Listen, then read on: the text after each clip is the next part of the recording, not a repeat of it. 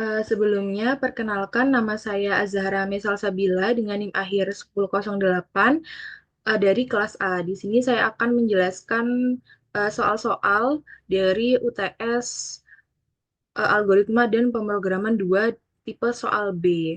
Di sini yang soal pertama saya akan menjelaskan di sini soalnya itu buatlah sebuah rekursif yang akan mencetak pola segitiga sama sisi berdasarkan input bilangan bulat positif n sebagai tinggi segitiga. Nah, di sini tuh ada aturannya di mana menggunakan rekursi untuk mencetak baris per barisnya, lalu tidak boleh menggunakan perulangan for while.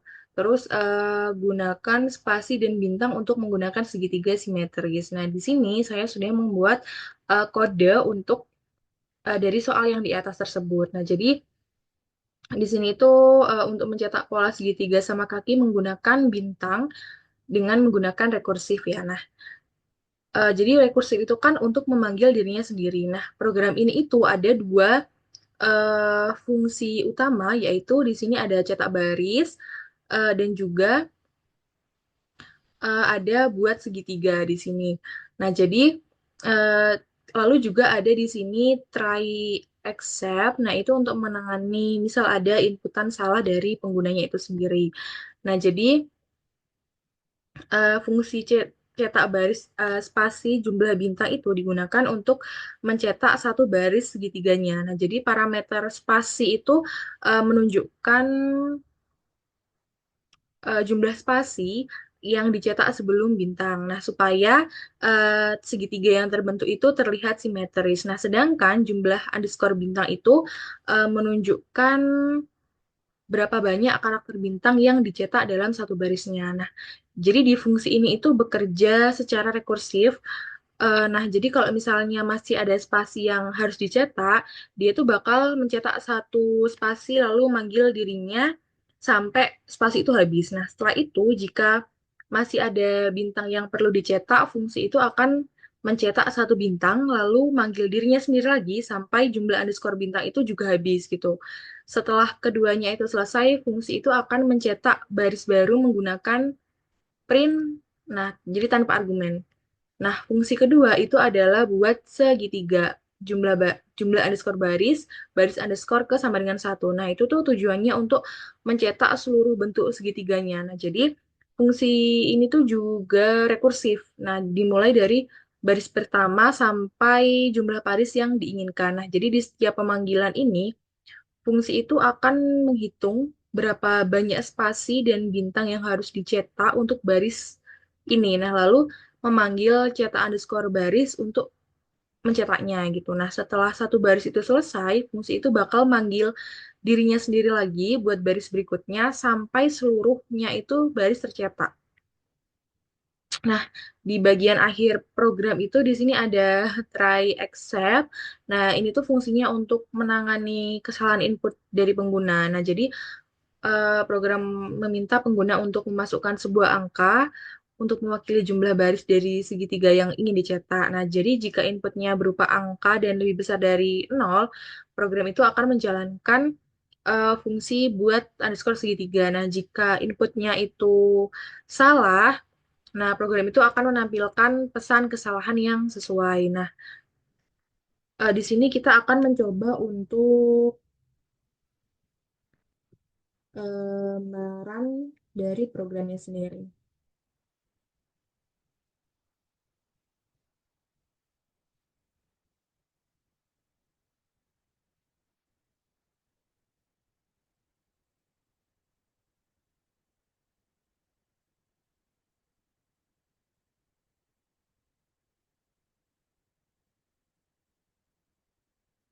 Nah, di sini kita akan memasukkan seperti di contoh outputnya itu 4 enter.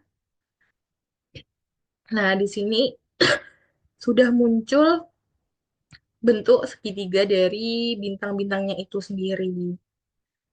Kalau misalnya kita inputkan 8 misalnya.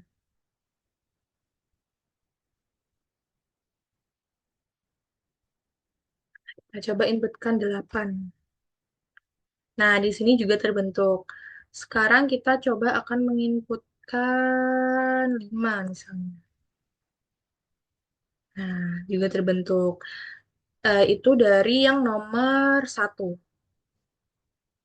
Lalu lanjut ke soal yang nomor dua. Nah, di sini itu dari soalnya Mang Wawan sedang gabut dan ingin memainkan angka dari stok buah di tokonya. Dia penasaran apakah ada dua angka dalam daftar yang jika dijumlahkan itu hasilnya sama dengan 100. Nah, daftar angka stok buahnya itu 15, 60, 35, 20, 10, 45, 25, 75, 50. Nah, jadi di sini aturannya itu menggunakan algoritma brute force. Nah, cek semua pasangan angka, kombinasi dua angka berbeda. Nah, jika ada pasangan yang jumlahnya 100, maka tampilkan nilai dan indeks mereka. Nah, di sini saya juga sudah membuat kode programnya untuk soal tersebut. Nah, jadi itu pada intinya kan untuk mencari dua angka berbeda dalam daftar stok buahnya yang jika dijumlahkan itu menghasilkan nilai 100.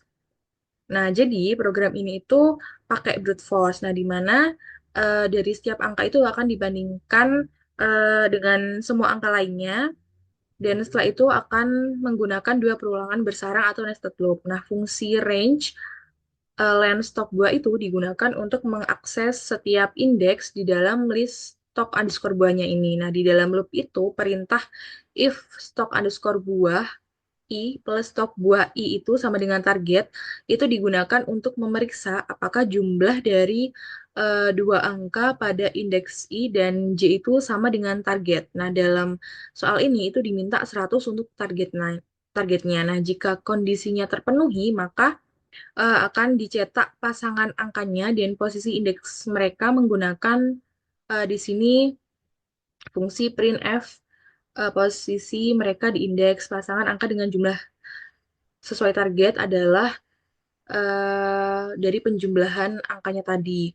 Nah, di sini juga menggunakan di sini f string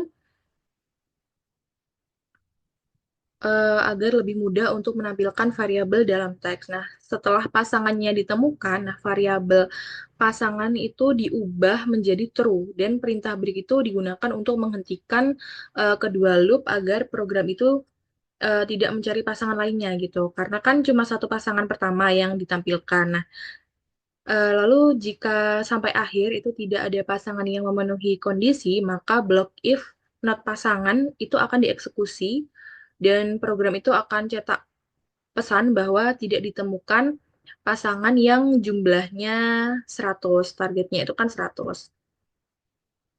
Nah, jadi eh, program itu sebenarnya efektif banget buat memeriksa kemungkinan pasangan angka untuk daftar kecil gitu. Nah, di sini kita akan coba run.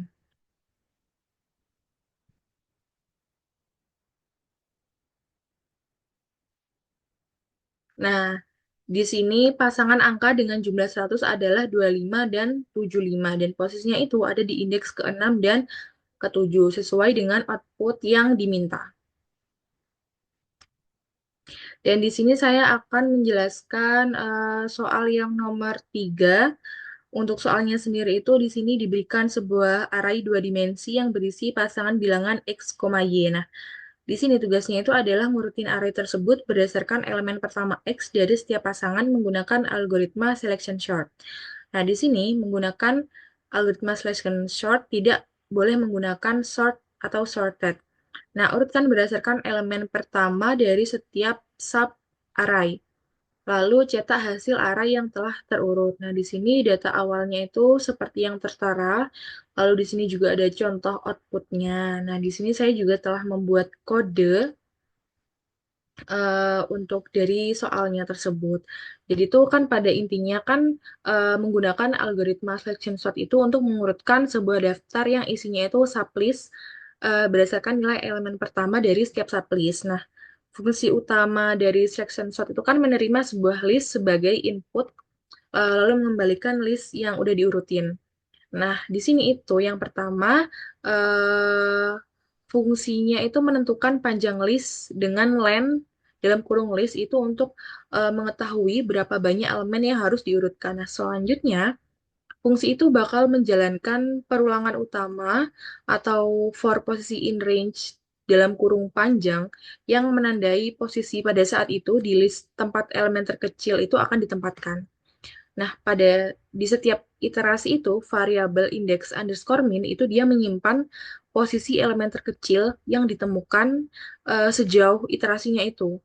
Nah, yang pada awalnya itu diasumsikan sebagai posisi saat ini. Nah, selanjutnya itu ada perulangan kedua, yaitu for index underscore pembanding in range dalam kurung posisi plus satu koma panjang yang mencari elemen dengan nilai terkecil pada indeks elemen pertama dari sublistnya. Nah, mulai dari posisi setelah posisi sampai akhir list.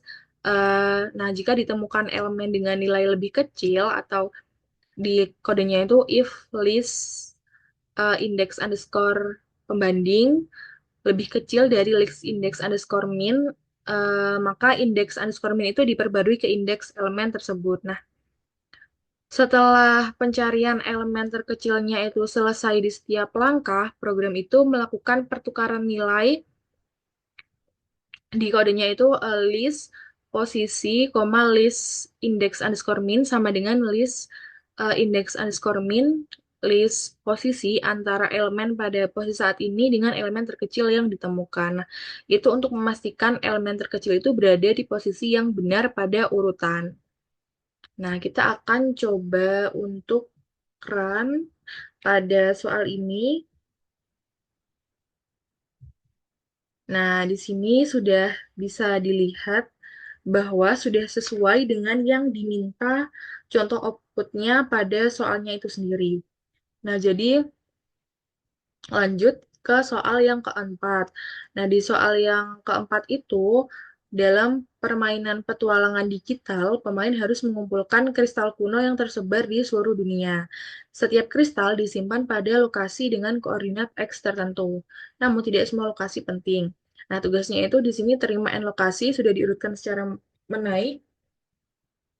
Filter hanya lokasi dengan indeks kelipatan 3 atau 5. Cek apakah target koordinat termasuk dalam lokasi legendaris. Jika ada, tampilkan indeks relatif dalam list legendaris tersebut. Jika tidak ada, tampilkan pesan bahwa tidak ditemukan. Nah, di sini juga sudah ada format input, lalu contoh outputnya juga. Nah, di sini saya akan langsung saja menjelaskan ke kodenya. Di sini jadi kan pada intinya itu digunakan untuk mencari apakah sebuah koordinat dari kristal tertentu itu terdapat dalam daftar lokasi yang disebut lokasi legendaris. Nah, program ini itu terdiri dari satu fungsi bernama cari underscore kristal. Nah, fungsi ini tuh pertama-tama meminta inputan dari pengguna berupa jumlah titik atau lokasi yang ingin dimasukkan oleh penggunanya sendiri. Nah, kemudian pengguna itu diminta mengisi nilai koordinat untuk masing-masing titik tersebut, kemudian disimpan dalam sebuah list bernama titik. Nah, kemudian setelah semua titik itu dimasukkan, pengguna itu diminta untuk memberikan nilai koordinat kristal yang menjadi target pencarian. Nah, program lalu membuat list baru di sini bernama legendaris. Nah, yang berisi hanya sebagian dari titik awal, yaitu titik-titik yang ada di indeks kelipatan 3 dan juga 5. Dan pemilihan ini tuh dilakukan dengan modulo yang memeriksa indeks, apakah indeks bisa dibagi 3 atau 5 tanpa sisa. Nah, nilai-nilai yang memenuhi syarat itu akan dianggap sebagai dari titik legendaris yang dicari itu. Nah, karena hanya titik-titik pada indeks tertentu yang dianggap penting untuk mencari kristalnya. Lalu setelah daftar legendarisnya itu udah dibuat, program itu bakal ngelakuin proses pencarian apakah nilai koordinat yang dimasukin itu sebagai target atau sasaran itu ada dalam daftarnya. Nah, pencarian ini tuh dilakukan menggunakan perulangan for dan kalau misalnya ditemukan, maka program itu akan cetak pesan bahwa kristal ditemukan dan menyebutkan di indeks keberapa di daftar legendarisnya itu. eh, lah jika setelah seluruh daftar diperiksa dan target tidak ditemukan, maka program itu bakal mencetak bahwa kristal itu tidak ada dalam daftar legendaris. Nah, di sini fungsi-fungsi yang penting itu ada fungsi input di sini, lalu ada append, fungsi append juga. di sini. Lalu if dan modulo itu untuk logika memilih titik tertentu di sini. Dan juga for loop itu untuk perulangan proses baik saat input maupun saat pencarian. Nah, di sini juga ada variabel logika ketemu sama dengan false. Nah, di sini tuh untuk menandai apakah hasil sudah ditemukan atau belum. Nah, di sini kita akan coba untuk run programnya. Nah, di sini kita akan coba contoh input seperti yang diminta oleh soal. Kita akan menginputkan 10 untuk jumlah titiknya, lalu titik ke 12. Enter, 18, lalu 24, 31, 45, 50, 63, 72, 85, 93. Nah, di sini kita akan masukkan koordinat kristal yang dicari. Nah, contoh inputnya itu 50, kita masukkan 50. Oke, nah di sini kita bisa lihat bahwa kristal ditemukan di indeks legendaris kedua. Nah, jadi sudah sesuai dengan contoh output yang diminta. Selanjutnya di sini saya akan menjelaskan untuk soal yang nomor 5. Nah, di sini di soal itu di planet Titan para ilmuwan menemukan sistem radar kuno. Lalu setiap objek memiliki skor ancaman antara 0 hingga 100, namun karena sistem radar sudah tua, datanya bercampur dengan sinyal rusak, yaitu skor yang bernilai negatif atau lebih dari 1000. Nah, setiap sinyal yang tidak termasuk dalam skor ancaman perlu difilter. Bantu para ilmuwan planet Titan untuk mencari skor ancaman tertinggi dari sistem radar. Nah, di sini untuk aturannya sendiri, ambil data skor ancaman dari pengguna, filter nilai yang tidak valid, kurang dari 0 atau lebih dari 1000, urutkan data yang valid dari terkecil ke terbesar menggunakan merge sort, temukan skor ancaman tertinggi setelah pengurutan tanpa menggunakan max. Tampilkan skor tertinggi tersebut. Nah, di sini eh, saya akan langsung menjelaskan untuk kodenya. Nah, di sini itu kan intinya untuk mencari skor tertinggi dari sekumpulan angka dengan menggunakan metode maxsort untuk mengurutkan datanya. Nah, di program ini tuh terdiri dari fungsi utama yaitu urutkan dan juga gabung. Nah, fungsi urutkan itu adalah implementasi dari algoritma maxsort-nya. Nah, di algoritma maxsort itu kan untuk mengurutkan yang membagi data menjadi dua bagian, mengurutkan masing-masing bagian itu secara rekursif. Nah, lalu menggabungkannya kembali dalam urutan yang benar. Nah, proses penggabungan itu dilakukan oleh fungsi gabung ini yang membandingkan elemen dari dua bagian dan menyusunnya lagi dalam list baru secara berurutan dari kecil ke besar.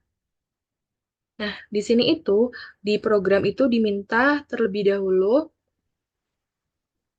meminta input dari pengguna berupa jumlah skor yang ingin dimasukkan. Lalu kemudian pengguna itu diminta untuk memasukkan nilai skor dari satu per satu, yaitu disimpan ke dalam list skornya di sini. Nah, lalu eh, setelah semua nilai itu dimasukkan, program itu bakal ngelakuin proses penyaringan data. Nah, jadi cuma skor yang berada dalam rentang 0 sampai 1000 aja yang dianggap valid dan dimasukin ke list yang disaring itu tadi. Nah, ini itu digunakan untuk memastikan bahwa hanya nilai yang sesuai dengan ketentuan yang bakal diproses sama programnya ini sendiri. Nah, lalu setelah listnya itu udah tersaring, list yang udah bersih dari nilai yang tidak valid itu bakal diurutin menggunakan uh, urutkan ini. Nah, jadi hasilnya itu adalah list hasil underscore akhir yang udah berisi skor dari yang paling kecil sampai yang paling gede. Nah, jika listnya itu tidak kosong, maka program itu akan mencetak skor tertinggi, yaitu elemen terakhir dari list karena udah diurutkan. Nah, Tapi jika listnya itu kosong atau tidak ada skor yang valid, nah program itu bakal nampilin pesan bahwa tidak ada skor yang memenuhi syarat di sini untuk fungsinya sendiri. Nah, di sini fungsi-fungsinya yang penting itu adalah ya inputannya, terus ada append juga, ada if while untuk logika dan kontrol programnya, terus juga ada rekursi dalam fungsi urutkan ini yang dari inti dari algoritma merge-sort-nya. Nah, kita akan coba untuk run untuk programnya. Nah, di sini seperti yang diminta soal, kita angkat inputkan 12 untuk berapa banyak skor yang kita inginkan, lalu 34, terus 89, 1001, 1203, minus 5, terus 73, lalu 21, lalu minus 17, 2, minus 1200, lalu 2202, dan minus 6. Nah, kita bisa lihat di sini, nah skor tertingginya itu adalah 89 dari inputan-inputan yang udah dimasukin. Nah, di sini udah nge-sort dari data-datanya itu tadi. Nah, itu tadi adalah presentasi saya untuk soal tipe B untuk remedi, algoritma, dan juga pemrograman 2. Sekian dari saya, kurang lebihnya mohon maaf. Wassalamualaikum warahmatullahi wabarakatuh.